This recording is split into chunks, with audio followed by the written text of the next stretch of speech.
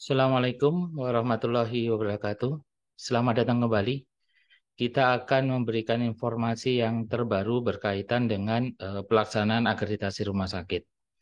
Seiring dengan adanya ketentuan yang baru, yaitu Peraturan Menteri Kesehatan Nomor 31 Tahun 2022 tentang Rumah Sakit Pendidikan. Jadi di dalam akreditasi rumah sakit ada bab yang berkaitan dengan pelaksanaan pendidikan di rumah sakit. Bab tersebut itu adalah bab PPK.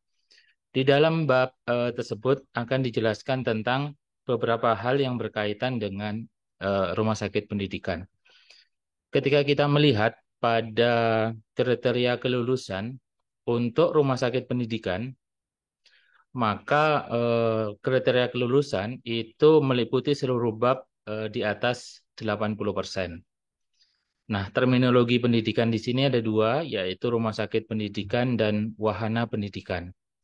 Bagi rumah sakit non-pendidikan atau non-wahana pendidikan, maka kelulusannya secara paripurna itu meliputi 15 bab atau bab tentang PPK itu tidak dapat diterapkan. Nah, menjadi pertanyaan itu adalah bagaimana sih definisi dari wahana pendidikan? Apabila kita melihat pada terminologi rumah sakit pendidikan, itu ketentuannya jelas. Jadi terminologi rumah sakit pendidikan itu adalah rumah sakit yang mendapatkan izin sebagai rumah sakit pendidikan.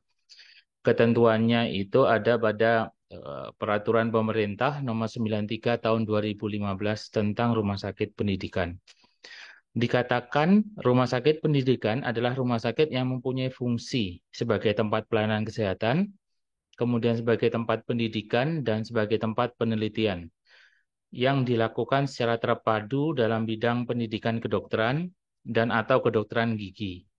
Jadi ini adalah terminologi dari rumah sakit pendidikan. Nah, rumah sakit pendidikan di pasal 7 dapat juga tidak berbentuk atau tidak mendapatkan izin sebagai rumah sakit pendidikan. Jadi rumah sakit dapat menyelenggarakan pendidikan profesi tenaga kesehatan lainnya, artinya di luar kedokteran dan kedokteran gigi, sebelum maupun setelah ditetapkan sebagai rumah sakit pendidikan. Jadi untuk program studi keperawatan, kemudian program studi tenaga kesehatan lainnya, misalkan farmasi, kemudian elektromedik dan lain sebagainya, tidak memerlukan izin sebagai rumah sakit pendidikan. Jadi sebagai rumah sakit pelayanan pun dapat digunakan untuk ajang atau tempat pendidikan profesi tenaga kesehatan lainnya. Jadi definisi wahana pendidikan itu merujuk pada pasal 7 dari Peraturan Menteri Nomor 31 Tahun 2022. Nah, berkaitan dengan pendidikan, kewajiban sebagai rumah sakit pendidikan itu adalah menjalankan fungsi penelitian di bidang kedokteran, kedokteran gigi, dan kesehatan lainnya. Oleh karena itu, proses penelitian untuk bidang kedokteran, kedokteran gigi, dan tenaga kesehatan lainnya itu mengikuti ketentuan etik penelitian. Jadi rumah sakit memang didorong untuk membuat subkomite etik penelitian yang merupakan bagian dari Komite Etik dan Hukum sesuai dengan ketentuan Peraturan Menteri Kesehatan Nomor 42 Tahun 2018 tentang Komite Etik dan Hukum. Jadi di dalam Komite Etik dan Hukum itu kemudian ada proses kelayakan etik yang dilakukan oleh subkomite etik penelitian. Jadi secara garis besar, penelitian kesehatan harus mendapatkan izin dari direktur atau kepala rumah sakit sebelum dilaksanakan. Izin penelitian dari direktur atau kepala rumah sakit diberikan setelah mendapatkan persetujuan dari komite etik penelitian bagi rumah sakit yang memerlukan kaji etik. Jadi ada penelitian yang memang memerlukan kaji etik, maka harus mendapatkan persetujuan dari komite etik penelitian. Ada penelitian yang tidak memerlukan kaji etik, sehingga tidak memerlukan persetujuan dari komite etik penelitian. Apabila rumah sakit pendidikan belum memiliki komite etik penelitian di rumah sakit. Jadi kadang-kadang ada rumah sakit yang memiliki komite etik penelitian, ada rumah sakit yang tidak memiliki komite etik penelitian.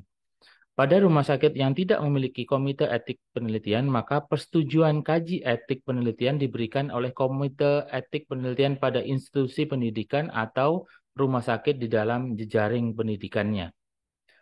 Hasil penelitian bidang kedokteran ini dilaporkan kepada direktur untuk kemudian dicatat di dalam arsip rumah sakit dan hasil penelitian merupakan milik rumah sakit pendidikan. Terkecuali memang ada ketentuan yang lain yang mengatur hak kekayaan intelektual yang dibagi berdasarkan kontribusi dari masing-masing pihak atau perjanjian kerjasama. Jadi kalau kita bisa simpulkan, rumah sakit dapat menyelenggarakan pendidikan profesi tenaga kesehatan lainnya sebelum atau setelah ditetapkan sebagai rumah sakit pendidikan. Jadi rumah sakit pendidikan itu merujuk pada pendidikan kedokteran umum dan kedokteran gigi. Sedangkan untuk profesi lain, keperawatan, kemudian kebidanan dan profesi tenaga kesehatan lainnya itu tidak merujuk pada terminologi rumah sakit pendidikan. Jadi rumah sakit non pendidikan dapat menyelenggarakan proses pendidikan untuk tenaga kesehatan lainnya. Nah, apabila penelitian dilakukan dengan subjek manusia, maka memerlukan kaji etik penelitian yang dilakukan oleh subkomite etik penelitian atau subkomite penelitian yang merupakan milik rumah sakit pendidikan jejaring.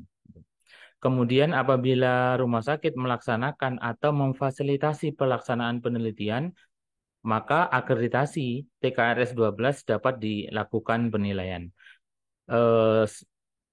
Kebalikannya, apabila rumah sakit tidak melaksanakan atau memfasilitasi pelaksanaan penelitian, maka akreditasi rumah sakit TKRS 15 tidak dapat diterapkan. Jadi itu sekilas informasi terbaru tentang akreditasi rumah sakit yang berkaitan dengan proses penelitian yang dilakukan di rumah sakit.